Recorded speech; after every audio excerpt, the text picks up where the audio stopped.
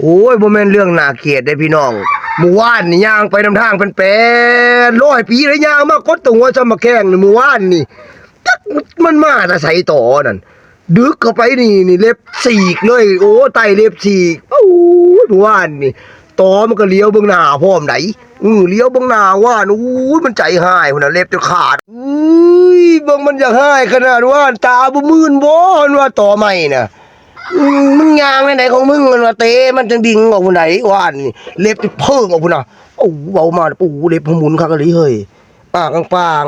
สางเป็นเนาะตอมบ่ซ้ำแล้วหมูตัวน้อยน่ะกัดนี่ได้เมื่อก่อนน่ะกัดนี่มือนี่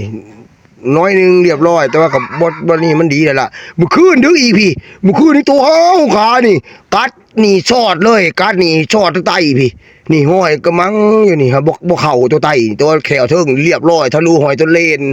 โอ้ยมีแต่แนวจังโอ้ยช่างเป็นเด้อพี่น้องโอ้ยทรมานขนาดก็เลยบ่ได้ถ่ายทำโตมันให้พี่น้องเบิ่งได้หนูนั่นเพราะว่าผมบ่ค่อยแบบใดนะผมมักเลี้ยงสัตว์ป่าเนาะครับเนาะแต่ว่าก็มักหากันได้มักหามักเอามาขัวมาแกงแต่ว่า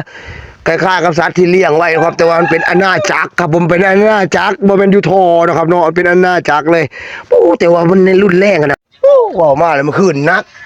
อุ้ยมันกัดแบบบ่ยั้งมือเลยเมื่อวานคืนนี่แหละเมื่อคืนเอายั้งมือเลยเป็นสาวหางมันนะเป็นสาวหางมัน